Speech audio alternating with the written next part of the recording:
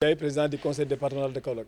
Que peut-on retenir effectivement de cette rencontre qui a eu lieu tout à l'heure? C'est une rencontre extrêmement importante pour nous parce que nous avons déjà pour commencer en information générale, c'est des informations extrêmement capitales pour Kaolack qui vient de bénéficier d'être accédé dans un projet du ministre de l'économie et des finances de la France, naturellement du trésor français, qui nous permettra avec Kista de pouvoir développer un procédé pour pouvoir faire disparaître tous les anophèles qui causent le paludisme ici à Kaolack.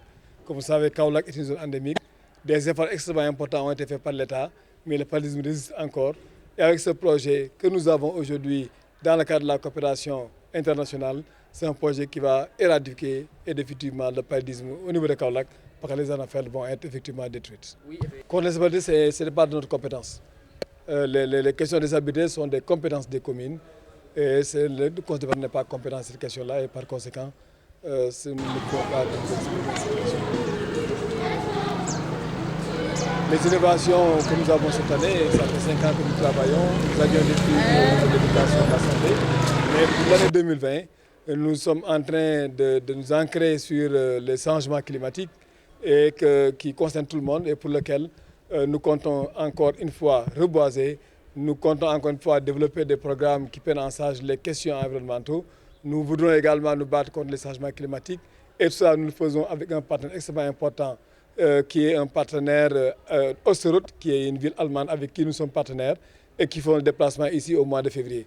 Au mois de février, notre souhait, c'est après avoir élaboré le programme en rapport avec les eaux et forêts, en rapport avec l'environnement, de pouvoir mobiliser l'ensemble des acteurs qui deviennent des ambassadeurs de l'environnement, des ambassadeurs du changement climatique, et cela en majorité au niveau des élèves, mais également au niveau des maîtres d'opinion, tels que les imams, tels que les curés, les chefs d'établissement, les chefs d'établissement, les industriels, mais également tous ceux qui ont des entreprises ici, dans ce pays, et qui, dans ce terroir, et qui peuvent jouer un rôle extrêmement important de sensibilisation sur les changements climatiques. La collaboration, non, sur ce plan-là, non, mais la collaboration qui existe entre le CS et les élus locaux se fait au niveau de nos fêtières.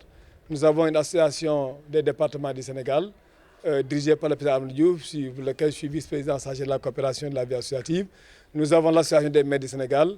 Nous avons l'Union des associations d'élus locaux. Donc, à chaque fois qu'il y a des activités, le Conseil économique et social invite les élus locaux qui sont représentés et qui participent effectivement à l'élaboration des différentes stratégies, mais également procédures qu'il faudra emprunter pour tel ou tel autre. Le PIDC, la couverture médicale universelle comme le paiement, ont joué un rôle extrêmement important de réduction de cette fracture qui a existé entre le monde rural et le monde urbain. Les questions des enclavements ont connu un succès patent dans plusieurs localités de notre département. L'électrification rurale est extrêmement fondamentale, permet non seulement de créer le bien-être des populations, de permettre de conserver à la fois nos aliments, nos médicaments et de vivre aisément. Ça permet également aux jeunes qui sont dans le monde rural de ne plus étudier sous une lampe tempête ou sous une bougie. Ça permet également d'avoir de la connexion Internet pour laquelle nous avons développé un programme important de bibliothèque virtuelle qui permet aux jeunes ruraux d'être véritablement urbains. Cette fracture qui existe entre le rural et l'urbain est coupée grâce aux interventions du PIDC par le désenclavement, par l'électrification rurale, mais également par l'allègement des travaux ménagers. Donc nous avons la deuxième édition du prix de leadership local qui va se dérouler en phase d'apprentissage les 21 et 22 à Dakar au Grand Théâtre National. Kaolack a été nominé l'année dernière sur 4 catégories et nous avons eu à avoir 2 premiers prix et un deuxième prix et distingués sur les questions de vulnérabilité.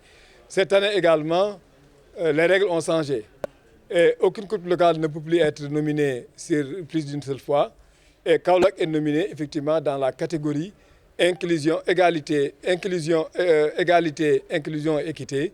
Et nous partageons également ce groupe avec plusieurs autres communes, notamment les 4 autres communes, donc les communes de Louga, de Méréto dans la région de Tambacounda, de Pikine-Est, mais également de Diafat.